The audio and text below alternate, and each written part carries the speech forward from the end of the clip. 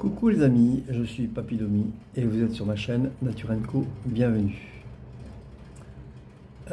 Si vous prenez si vous regardez ma chaîne pour la première fois, pour information, je reviens du chemin de Compostelle que j'ai fait en partie et du chemin vers Lourdes que j'ai fait entièrement. Ne s'embête pas, je suis allé jusque Lourdes. Voilà, donc je suis rentré il y a une semaine à peu près. Et je me suis bien reposé, et maintenant je suis prêt à reprendre la série Conversation avec Dieu, un dialogue hors du commun. Donc ce que je m'apprête à faire dans cette vidéo. Par contre, si vous avez suivi ma chaîne, j'ai déjà fait 3 vidéos sur le premier chapitre, qui est extrêmement riche, et je crois qu'il y en aura un quatrième. Il y aura une quatrième partie. Une 5e partie plutôt, celle-là, je vais y arriver. Celle-là, c'est la 4e, il y aura une 5e partie. Voilà, tellement c'est riche. Donc je vous invite à voir les 3 premières, qui sont tout aussi riches. Et bien sûr, si vous vous intéressez au chemin de Compostelle et à mes galères, allez voir les vidéos sur le chemin de Compostelle et Lourdes. Voilà. Bon, donc, je ne vais pas faire le résumé des 3 premières, hein, je vous invite à aller voir, parce que c'est extrêmement riche. D'autant plus que là, le sujet, il est un peu différent des 3 premiers, même si les éclaircissements que vous aurez dans les 3 premiers vous aideront à comprendre cette partie-là. Pour ceux qui prennent la vidéo, qui prennent en cours mes vidéos, c'est un livre qui a suscité beaucoup à mon avis, de débats à sa sortie. Il a peut-être même été censuré par l'Église, parce que il démontre tout ce que la religion catholique peut nous apprendre. Voilà, donc il faut le savoir. Hein. Si j'ai bien conscience que j'emprunte le chemin sur un terrain glissant, mais ça m'est égal, c'est ma conviction. Et voilà. Donc pareil, attendez-vous à avoir quelques surprises, voilà, que vous avez peut-être déjà eu sur les précédents. J'ai eu un petit commentaire bien sympathique, comme quoi j'étais un peu barré, et que les hôpitaux psychiatriques avaient de beaux jours devant eux. Je salue cette personne. J'ai laissé le commentaire exprès pour que vous puissiez aller voir. Bien. Donc, dans cette vidéo-là, donc, pour mémoire, c'est un dialogue que l'auteur a. Donc, l'auteur, c'est Neale Donald Walsch, qui a fait un film d'ailleurs, que je vous invite à aller voir aussi, qui s'appelle aussi Conversation avec Dieu, il me semble. Enfin, je ne suis pas sûr, mais voilà. Et puis, donc, pour mémoire, il est complètement déprimé, sa vie part en couille, excusez-moi l'expression. Il a perdu son boulot, il a perdu sa femme, il se retrouve dans une situation très difficile. Et puis, donc, comme d'habitude, comme beaucoup de gens, il pose des questions existentielles et il les couche sur papier. Et puis, à quelle personne de mieux placée pourrait-il s'adresser si ce n'est à Dieu? Donc, il écrit, Dieu, je t'écris tout ça, puis voilà, on va voir si tu réponds. Et au moment où il allait lâcher le stylo, sa main se bloque et se dirige vers la feuille de papier. Donc au début, il résiste, hein, il dit qu'est-ce qui se passe? Et finalement, c'est tellement plus fort que lui qu'il décide par lâcher prise. Et là, il y a des mots qui sont écrits sur le papier. Alors au début, c'est un peu difficile. Et un petit peu à la fois, il y a un dialogue qui s'instruit. Et donc, c'est un dialogue avec Dieu. Voilà. En tout cas, c'est comme ça que lui l'interprète. En fait, c'est ce qu'on appelle de l'écriture automatique. Allez voir si vous êtes intéressé par le sujet. Donc, dans ce chapitre-là, j'étais un petit peu long, hein, pour résumer un petit peu. Ça fait un petit moment que j'ai pas fait de vidéo là à ce sujet, donc peut-être que vous n'avez pas vu les 3 premières. Bon. Donc, dans cette partie-là, l'auteur aborde le fait que, et c'est peut-être une question que vous êtes souvent posée, pourquoi Dieu laisse-t-il faire tout ce qui se passe dans le monde? S'il est omniscient, il peut tout changer. Donc pourquoi il laisse la famine? Pourquoi il laisse les tremblements de terre? Pourquoi, voilà. Et donc c'est Dieu qui s'explique. Alors, il y a une chose qu'aussi je tiens à mettre au point, que j'ai déjà dit dans les précédentes vidéos. Pour moi, Dieu, c'est pas un monsieur avec une barbe, vous voyez. C'est bien plus fort que ça. Dans la religion, nous l'avons personnifié, alors que non. C'est clair qu'il y a une force au-dessus de nous, ça c'est sûr et certain. Je l'ai prouvé 10 000 fois sur le chemin, qui nous protège, à condition bien sûr qu'on soit prêt à l'écouter, qui nous protège, qui prend soin de nous, dans ce dont on a besoin et pas forcément dans ce qu'on veut. Ça, je tiens à le préciser. Et donc, il y a moyen de converser. C'est ça qui est terrible, c'est qu'il y a moyen de converser avec cette force. Voilà, c'est ce que je fais moi, puisque j'ai des capacités médiumniques très faibles, j'avoue très très faibles, mais quand même, j'ai eu des messages.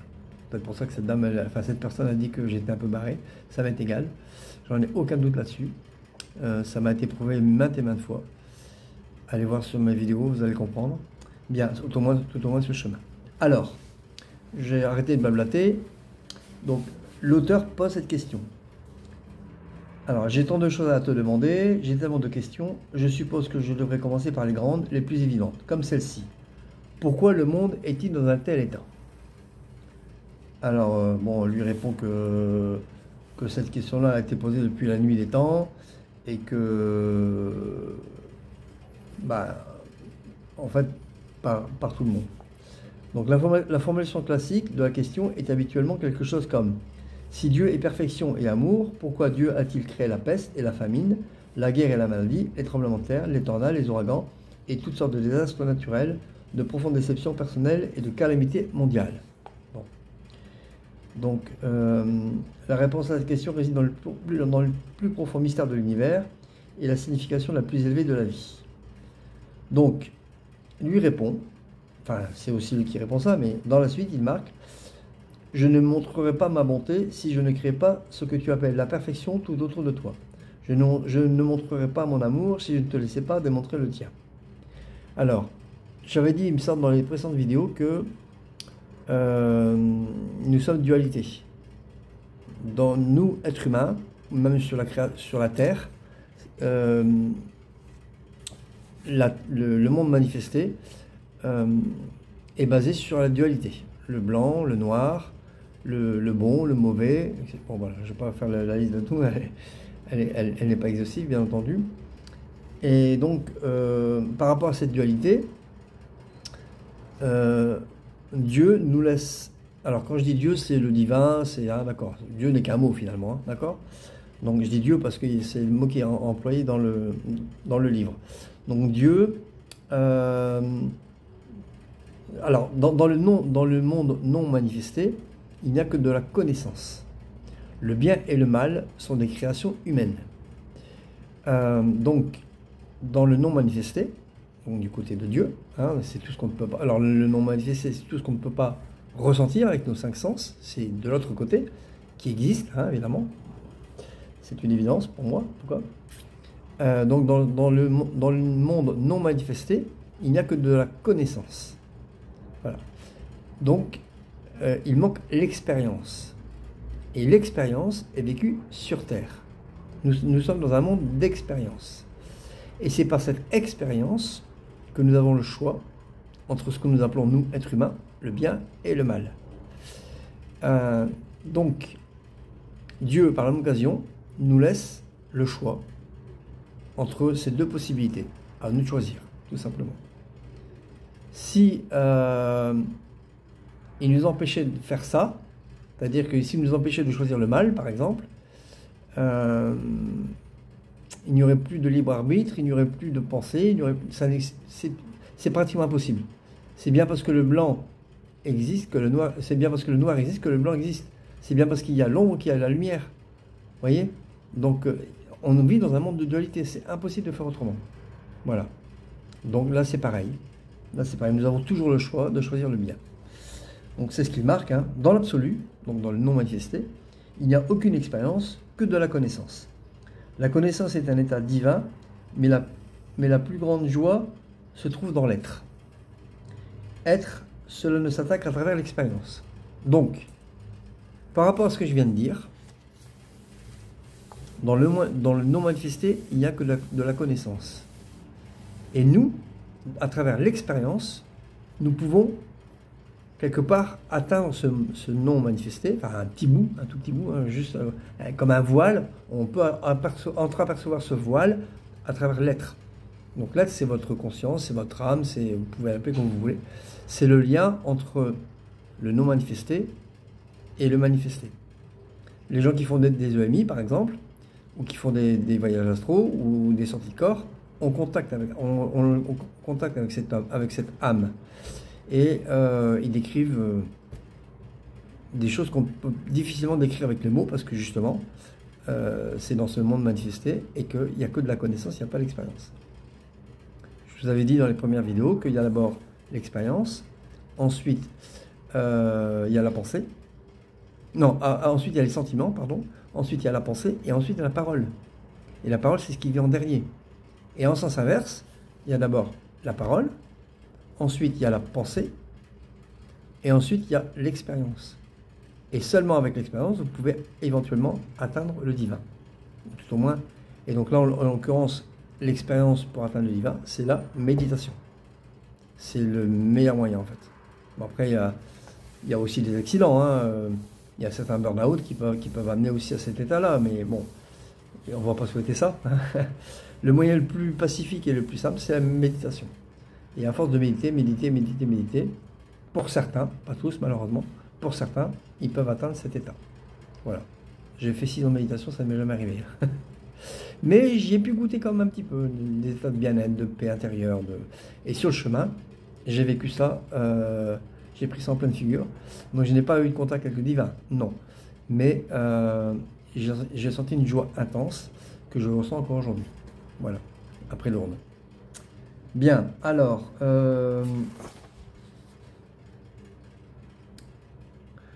Alors, il dit encore, connaître, faire l'expérience, être, c'est la Sainte Trinité. Donc, c'est pas, pour lui, la Trinité, c'est pas, alors bon, mes connaissances religieuses ne sont pas très élevées, mais c'est pas Dieu, l'Esprit Saint, et le troisième, c'est je ne sais plus, vous voyez, voilà. Non, lui, c'est connaître, faire l'expérience, être. Parce que, dans les religions, pour reprendre les propos de Fabrice Midal, que je vous invite à aller voir, dans les religions, c'est bien. Attention, je ne dis pas que c'est mal. Hein. Si quelqu'un trouve son bonheur dans une religion quelle qu'elle soit, tant mieux. Mais le problème, c'est que les religions vous entraînent dans la culpabilité, puisque vous avez péché et que seul Dieu peut vous sauver. Et en fait, ça vous empêche de vivre votre être, votre être profond. Et comme ce n'est pas l'expérience que vous vivez votre être, ben quelque part, vous tournez en rond, puisque vous êtes dans le péché continuellement, donc vous essayez d'épurer votre péché. Et du coup, quelque part, ça vous retient, ça vous empêche de vous élever. C'est plus ou moins, quand on a péché, on est dans la culpabilité, etc. Et Dieu, il est là, il va nous sauver. Voilà. C'est là, sa proposition, c'est une recherche de la vie. D'ailleurs, le contraire de mort, c'est pas vie. Le contraire de mort, c'est naissance. Quand vous mourrez, la vie continue. Voilà. Et donc là, cette vie, c'est votre être profond, qui fait partie du non manifesté. Et que en naissant, vous avez perdu le contact avec cet être, et le but de l'être humain, c'est de retrouver le contact avec cet être. C'est ce qu'on appelle des expériences d'éveil. Voilà. Mais c'est très difficile à obtenir, je vous le dis. Voilà. Mais, même si on n'y arrive pas dans cette vie-là, parce que bien entendu, je crois en la réincarnation, si on n'y arrive pas dans cette vie-là, on a l'éternité finalement, on a toutes ces vies pour y arriver. Et au bout d'un moment, forcément, ça va le faire. Bon, alors, il y a pas mal de passages que j'ai passés, parce que bon, c'est un peu compliqué. Donc là, j'ai un gros morceau à lire, donc accrochez-vous. Le monde est dans l'état où il se trouve parce qu'il ne pourrait en être autrement dans le domaine rudimentaire de la matérialité. C'est ce que j'ai dit juste avant. Les tremblements de terre, les ouragans, les inondations et les tornades, ainsi que les autres phénomènes que vous appelez désastres naturels, ne sont que des mouvements, des éléments d'une polarité à l'autre. Cette fameuse dualité. Tout le cycle naissance-mort fait partie de ce mouvement. Ce sont les rythmes de la vie, et toute la réalité rudimentaire leur est soumise, car la vie même est un rythme. C'est une vague, une vibration, une pulsation au cœur même de tout ce qui est. C'est ce que les bouddhistes appellent l'impermanence. La vie est un cycle, est faite de moments difficiles, suivi de moments faciles, enfin faciles, joyeux, voilà ce que je veux dire, rempli de joie. Et ça, c'est inévitable. Malheureusement, on ne peut pas faire l'un sans l'autre. Cette fameuse dualité, toujours. Hein. Alors, et je dirais même, petit aparté, c'est après les moments difficiles qu'on peut jouir des moments, vivre les moments faciles, les moments réjouissants. S'il n'y avait que des moments réjouissants, on finirait pas plus les voir. Voilà. C'est triste à dire, mais c'est comme ça. Et en plus, c'est dans les moments difficiles qu'on grandit. Donc voilà, je peux vous dire que les moments difficiles, j'en ai vécu. Donc, ensuite, il dit, la maladie et le mal-être sont des contraires de la santé et du bien-être, et c'est sur votre ordre qui se manifeste dans votre réalité. Vous ne pouvez tomber malade sans à un certain niveau, vous rendre malade. Et vous pouvez recouvrer la santé en un instant. Il suffit de le décider.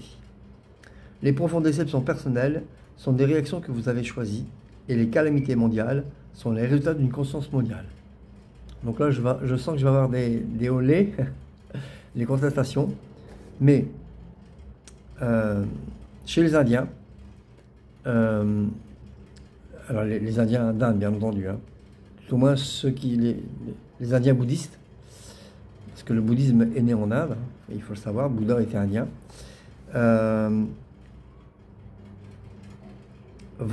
L'énergie va à la vitesse de la pensée, bien entendu, mais va où vous la dirigez. Et certains, je ne vais pas dire médecins, mais on pourrait dire thérapeutes chez nous, en Inde, guérissent les gens avec la pensée. Et il y a certaines maladies qui peuvent se guérir avec la pensée. Alors bon, peut-être pas les maladies graves, parce que l'impact est tellement fort sur le corps, c'est plus compliqué. Mais on peut quand même améliorer la santé rien qu'avec la méditation et avec la conscience. Voilà. Donc, et à part ça, si vous avez des mauvaises pensées, donc, vous attirez ce que vous êtes. Donc, si vous avez des mauvaises pensées, des pensées négatives, vous attirerez du négatif. Ça, je l'ai déjà dit aussi. Si vous avez des pensées positives, vous attirez des énergies positives. Et ces énergies agissent sur votre santé physique, à travers les chakras. Vous avez déjà entendu parler des chakras. Voilà, bien sûr, si on n'y croit pas, c'est vite fini. Hein. Vous pouvez éteindre, vous pouvez tout couper. C'est même pas la peine de continuer. Donc, à travers les chakras, qui sont des roues d'énergie, qui distribuent l'énergie à travers les différentes parties du corps. Donc, si vous avez des pensées négatives, ça entrave le fonctionnement de ces roues, et l'énergie ne circule pas bien, tout simplement. Et d'où la maladie. Alors, ça peut être aussi, pour reprendre les propos de Thierry Casasnovas, il y a 5 piliers de vie. Et donc les pensées en font partie. Bon, après il y a l'alimentation, la pollution, etc. Voilà. Donc si vous avez des pensées négatives mais que vous vivez dans un environnement stressant, pareil, ça risque de créer des maladies aussi. Il n'y a pas que les pensées, bien entendu. Donc il y a tout un contexte qui crée la maladie. Il n'y a pas que les pensées. D'accord? Donc, ensuite il marque ta question laisse entendre que j'ai choisi ces événements, que c'est ma volonté et mon désir de les provoquer. Cependant, je ne fais pas arriver ces choses. Je me contente de vous observer en train de les faire. Et je ne fais rien pour les arrêter, car ce serait contrecarrer votre volonté. En retour, cela vous priverait de l'expérience de Dieu, qui est l'expérience que vous et moi avons choisie ensemble. Par conséquent, ne condamne pas tout ce que tu qualifierais de mauvais en ce monde. Interroge-toi plutôt sur ce que tu as trouvé mauvais à propos de ces choses, et ce que tu veux faire pour les changer s'il y a lieu. Voilà. Donc, Dieu, ou le divin, n'a pas créé ces choses. C'est nous, à travers nos pensées, à travers nos actions, qui avons créé ces choses. C'est ce qu'on appelle l'effet papillon. Vous voyez, la simple pensée peut créer, donc c'est l'idée que la moindre pensée peut créer un tsunami à l'autre bout du monde. Et je sais que, voilà.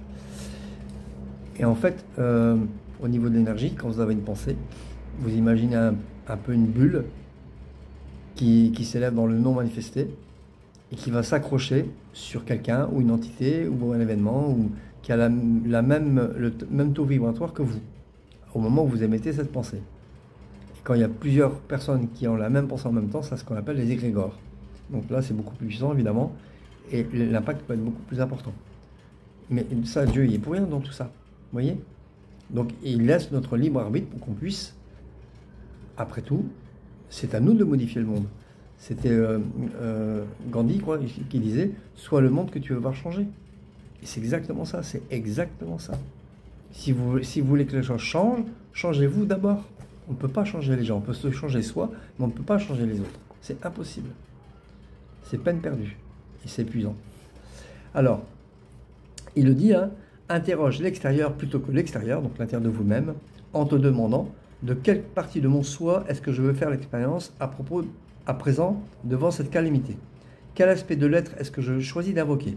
Car la vie n'est qu'un outil de ta propre création et tous ces événements ne sont que des occasions pour toi de décider et d'être qui tu es. Je l'ai déjà dit, à chaque moment, on peut être créateur de sa vie. À chaque milliseconde, même encore si elle est plus petite, on peut être créateur de sa vie. Voilà. Même dans les moments les plus difficiles, on peut décider de changer, on peut décider de changer d'environnement. Voilà. C'est pas facile, je le reconnais.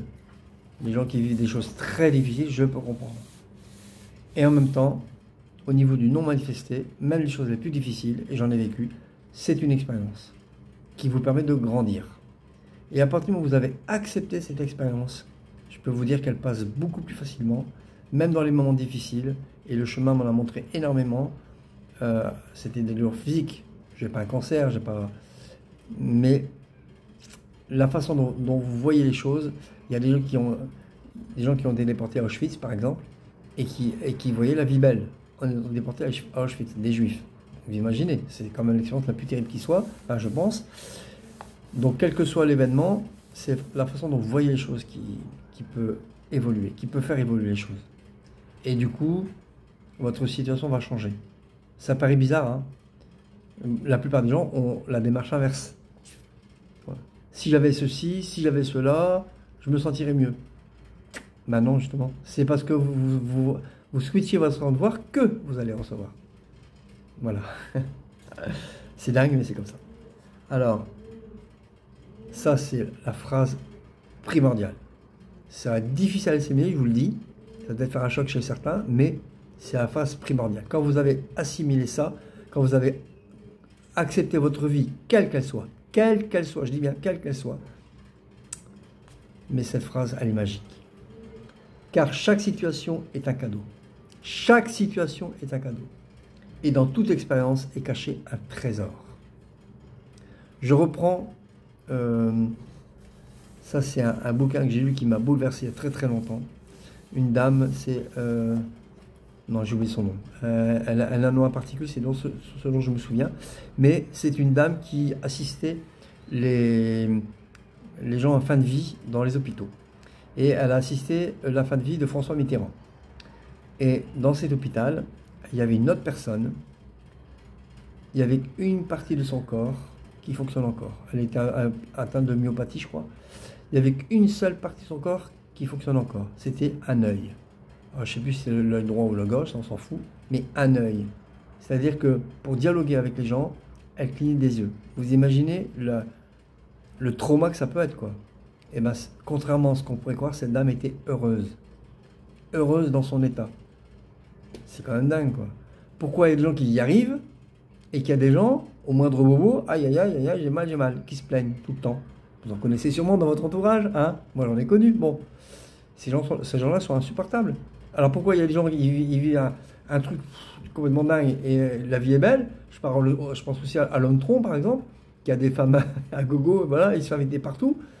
Si vous n'avez pas vu ces vidéos, allez les voir. Il met pas de ce mec.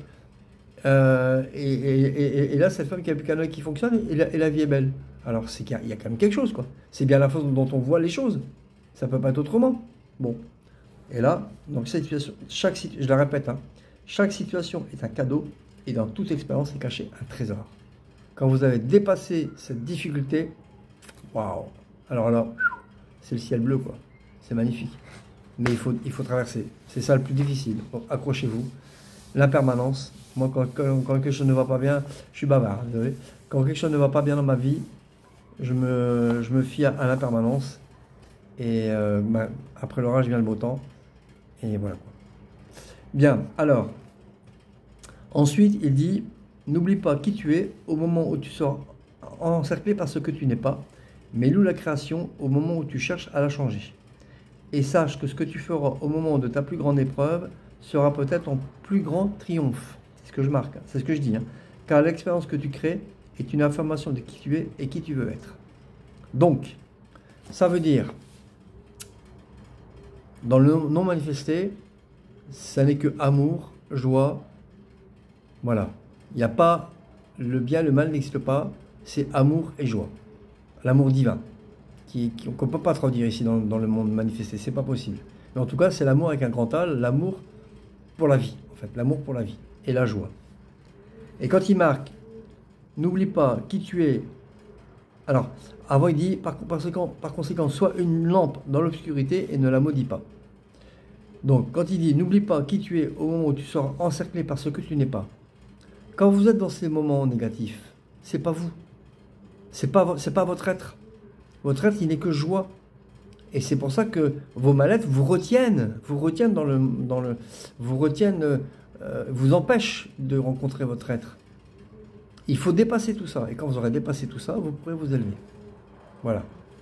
Je répète, par la méditation, etc. Mais, loue la création au moment où tu cherches à la changer. Une fois que vous aurez compris que vous n'êtes pas ce que vous êtes dans l'instant présent, vous pourrez commencer à modifier, à chercher qui vous êtes. Donc, pour chercher qui vous êtes, il faut d'abord éliminer ce que vous n'êtes pas. Donc, vous n'êtes pas sorti de l'auberge, je vous le dis. Bon, bref. Mais quand vous aurez réussi, tu feras au moment de ta plus grande épreuve, donc c'est le summum de la souffrance, sera peut-être, c'est pas sûr, votre plus grand triomphe. Voilà. Car l'expérience que tu crées est une affirmation de qui tu es et qui tu veux être. À partir du moment où vous créez qui vous êtes, à partir du moment où vous créez qui vous voulez être, dans votre essence profonde, bien sûr, vous créez qui vous êtes finalement. Voilà, c'est un peu difficile à expliquer, mais voilà. Alors, ensuite, il y a déjà une demi-heure, quand je ne peux pas dépasser une heure, je vais faire vite. Ça va être dur, mais on va essayer. Alors, les choses que tu appelles mauvaises et que tu arrives, et qui t'arrivent, tu ne les choisis pas toutes. Pas consciemment quand tu l'entends. Elles sont toutes de ta propre création. Tu es une grosse machine à création et tu produis une nouvelle manifestation à la vitesse de la pensée, littéralement. C'est exactement ça. Alors, les événements, les incidents, les choses qui arrivent, les conditions, les situations, tout cela est créé par la conscience. La conscience individuelle est suffisamment puissante. Tu peux imaginer quel genre d'énergie créatrice se déchaîne chaque fois que deux personnes ou plus se rassemblent en mon nom. Et la conscience collective. Alors ça, c'est suffisamment puissant pour créer des événements et des situations d'importance mondiale aux conséquences planétaires. C'est les fameux égrégores dont je vous ai parlé tout à l'heure. Voilà. Donc finalement, tout ce qui arrive dans le monde, c'est bien à cause de nous et personne d'autre. À nous de le faire changer. Donc, il y a le petit colibri qui fait sa propre action tout seul, et il y a aussi de grands changements quand on arrive à se regrouper entre plusieurs personnes qui ont compris ça. Et il y a des groupes, il y a des groupes. Quand on médite tous ensemble et qu'on a des pensées positives à la fin de la méditation pour le bien dans le monde, ça crée des effets positifs. Alors, tant que tu entretiens l'idée qu'il y a quelque chose ou quelqu'un d'autre à l'extérieur qui te fait ça, tu cèdes ton pouvoir d'y changer quoi que ce soit. Ce n'est que lorsque tu dis « c'est moi qui ai fait ça » que tu peux trouver le pouvoir de le changer. Ben oui, évidemment. Si tu dis que c'est quelqu'un d'autre qui l'a fait, tu te déresponsabilises. Ah ouais, pas ma faute, c'est pas moi, donc il se démerde. Alors, en plus, Dieu fait partie de nous-mêmes. Nous ne faisons qu'un avec Dieu. Le monde, donc c'est ce qu'on appelle le grand tout. Tout est dans tout. Nous sommes dans le tout. Nous faisons partie du tout. Et nous sommes qu'un. La vie ne fait qu'un. Tous les êtres humains ne sont qu'un.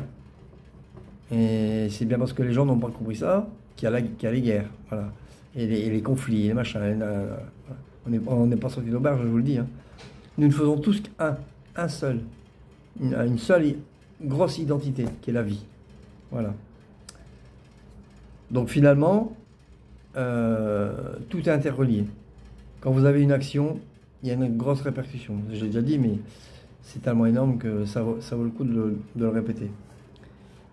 Alors, au sens le plus large, toutes les choses mauvaises qui arrivent sont tes propres choix. La faute n'est pas de les avoir choisies, mais de les qualifier de mauvaises. Car en les qualifiant de mauvaises, tu dis que ton soi est mauvais, puisque c'est toi qui les as créées. C'est clair, je peux pas être plus clair. Hein. Voilà. Ce qui est créé par toi, c'est le degré auquel ces événements affectent ta vie. C'est sa fameuse vision que vous avez des choses, des événements qui vous arrivent. Si vous les voyez de façon positive, ça affectera beaucoup moins votre vie. Sur le chemin, cette fameuse douleur physique, j'avais deux possibilités. D'ailleurs, c'est ce qui arrive au début du chemin, souvenez-vous, si vous avez mes vidéos, je me plaignais énormément des douleurs, etc. Vers la fin, sur le chemin du retour, donc j'avais dépassé Lourdes, hein, j'allais sur Angoulême, j'avais plus de motivation, le pèlerinage était fini, c'était juste pour rentrer, pour payer mon moins de train, tout simplement. Mais j'avais plus aucun but, j'avais plus, voilà. Bon, j'avais quand même cette joie intérieure, hein, mais j'avais les douleurs physiques, puisque mon sac s'était complètement démantibulé. Hein, bon, râlez mes doux, vous comprendrez. Et donc il y avait la barre du haut qui me faisait mal. Bon, j'aurais pu râler, ça aurait changé quoi? Rien du tout. Si, abandonner. Abandonner, puis payer beaucoup plus de train. Et cette joie, je l'ai observée sans jugement. Elle était là, c'est sûr. Je l'ai observée sans jugement et j'en ai fait presque une amie. Et au bout d'un moment, je la sentais pratiquement plus. Bon, il n'y a que quand elle était insupportable. Bon, là, je faisais une pause régulièrement. Hein. Donc au bout d'un moment, voilà. Mais j'arrive à marcher 1 heure, 1 heure et demie, sans faire de pause, malgré la douleur. Tout est dans le mental, finalement. Tout est dans le mental. C'est toujours pareil, hein, selon la façon dont vous voyez les choses. Alors, on répète, hein, mais c'est magique. Rien n'est douloureux en soi. La douleur est le résultat d'une pensée fausse. C'est une erreur de pensée. Moi j'ai fait du jiu-jitsu. Notre prof de jiu-jitsu, rien qu'avec le mental, il y a aussi une douleur. Hein. Alors il remplissait 2 bouteilles d'1,5 litre de sable et il les portait à bout de bras. Et il les a tenus devant nous pendant au moins 20 minutes. Et il n'était pas spécialement musclé, hein, pendant au moins une vingtaine de minutes. Nous, on faisait les cours, non, même plus que ça, une demi-heure. Nous, on s'entraînait et lui était comme ça. Tout en parlant, hein, tout en nous donnant des consignes. Et donc, il tenait à bout de bras comme ça. Ça, et ses bras n'ont pas cligné, rien, même pas de tremblement, rien. Hein. Voilà. Alors, c'est pas l'entraînement, enfin si, ça demande de l'entraînement, mais c'est pas l'entraînement physique, c'est le mental. Et j'ai vu la même chose en Qigong. Notre prof de Qigong, il s'est mis en position. On était à 5 pour essayer de le faire bouger. Il n'a pas bougé d'un poil. Bon, Bruno, tu regardes pas ma vidéo parce que tu n'es pas abonné, mais je te fais un petit coup quand même, on sait jamais. Il n'a pas bougé d'un poil. C'était impressionnant. À 5 dessus, hein, quand même. Et dedans, il y avait des gens assez costauds. Il n'a pas bougé d'un poil. Voilà. Tout est dans le mental. C'est fou. Je vous invite d'ailleurs à lire un bouquin qui s'appelle Le Messie récalcitrant, qui explique bien mieux que moi tous ces phénomènes-là. Voilà. Alors, on continue. Alors, on tourne en rond, hein, mais c'est tellement fou. La douleur résulte d'un jugement que tu as porté sur quelque chose. Retire le jugement et la douleur disparaîtra. Il va un peu fort. Je n'ai pas encore réussi, hein, mais elle était grandement atténuée. Alors, donc il parle de la pensée originelle. Donc c'est ce qu'il appelle la pensée racine. C'est la toute première pensée qui arrive avant toutes les autres. Et cette pensée est dans votre inconscient. Donc, toute pensée est créatrice et aucune pensée n'est plus puissante que la pensée originelle. C'est pour ça qu'on l'appelle également parfois le péché originel. Le péché originel, c'est lorsque ta première pensée à propos d'une chose est erronée. Cette erreur est alors combinée plusieurs fois chaque fois que tu as une deuxième ou troisième pensée à propos d'une chose. C'est le travail de l'Esprit Saint que de t'inspirer de nouvelles façons de comprendre qui peuvent te libérer de tes erreurs. Et moi, c'est les fameux messages que j'ai entendus sur le chemin. Parce que je me trompais, et quelquefois, j'ai pas voulu les écouter, et à chaque fois, il m'arrivait une gamelle. À chaque fois, je sais pas. Et à chaque fois que je les écoutais, il y avait la solution au bout du chemin. Voilà. C'est tout ce que je peux dire, hein. Mais c'est une chose à vivre. Donc, si vous n'arrivez pas à comprendre, il faut le vivre. Car c'est difficile à comprendre. Mais ne juge pas et ne condamne pas, car tu ne sais pas pourquoi telle chose se produit ni à quelle fin. Rappelez-vous, le divin ne vous donne pas ce dont vous voulez, vous donne pas ce que vous voulez, mais ce dont vous avez besoin. Et ce dont vous avez besoin, c'est pas forcément ce que vous voulez. Ça, c'est vachement important. Et bien souvent, il y a beaucoup d'événements négatifs. Quand vous les voyez 10 ans après, enfin, plusieurs années après, vous dites, enfin, moi, ça m'est arrivé plusieurs fois. Ouais, mais si m'était pas arrivé cet événement négatif, j'aurais pas vécu ça, j'aurais pas vécu ça, j'aurais pas vécu ça, j'aurais pas vécu ça, j'aurais pas vécu ça. C'est un peu le film Le fabuleux destin d'Amélie Poulain. Vous voyez, il y a toute une chaîne d'événements qui ont fait que, au bout du compte, ce que vous avez vécu à la fin, c'était positif.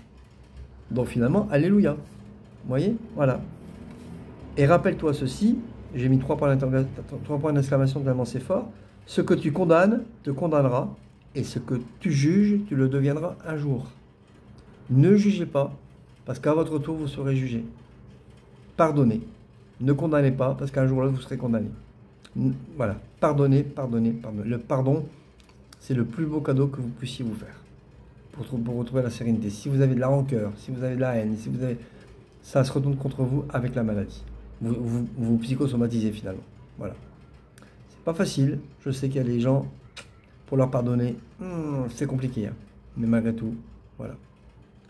Alors, il me reste quand même. Ouais, ça va. Je regarde là où j'en suis parce que. Ouais, après, ouais, j'ai encore 2 pages. Ça va, j'ai encore un peu de temps. Je reprends cet exemple de cette dame. Je crois qu'un chauffard avec plusieurs grammes d'alcool a renversé son fils, il en est mort. Donc cette personne est en prison. Elle lui a écrit une lettre en disant qu'elle lui avait pardonné et qu'elle souhaitait le rencontrer pour savoir ce qu'il vivait à l'instant présent avec cette condamnation. Vous vous rendez compte? Quel chemin de vie! Mais quel chemin de vie! Alors c'est sûr que son fils lui manque, mais c'est pas le fait de mettre ce monsieur en prison qui va faire revenir son fils. Alors pour cette personne, c'est un soulagement. Mais bon, d'abord, la prison n'est pas une solution. Là, je m'engage, mais la prison n'est pas une solution. Une bonne thérapie, par contre, oui, parce que quand il va sortir, il sera toujours aussi alcoolique. Il fera toujours du mal. Donc, l'emprisonner à vie, ouais, bon, c'est pas avec ça qu'il va retrouver son être. Mais le pardon, par contre. Et donc, j'ai cru comprendre qu'ils sont restés amis. Ce monsieur a arrêté de boire. Et maintenant, il fait partie des alcooliques anonymes. Enfin, voilà. Donc, et il fait du bien maintenant, vous voyez. Voilà. J'avais entendu une phrase aussi, à force de mettre une étiquette sur quelqu'un, on l'empêche d'évoluer. C'est exactement ça. Ne condamnez pas parce qu'un jour vous serez condamné. Pardonnez, pardonnez, pardonnez. Même si c'est pas toujours facile à faire. Voilà. Moi, il y a des gens qui m'ont fait énormément de mal et ça ne veut pas dire oublier, attention, qu'on se comprenne bien. Cette personne-là, je ne cherche pas à la rencontrer parce qu'elle est mauvaise pour moi dans ma relation. Donc je ne cherche pas à la rencontrer. Mais qu'elle vive en paix, qu'elle trouve son chemin. Je n'ai plus de rancune envers elle. Voilà. Bien. Alors.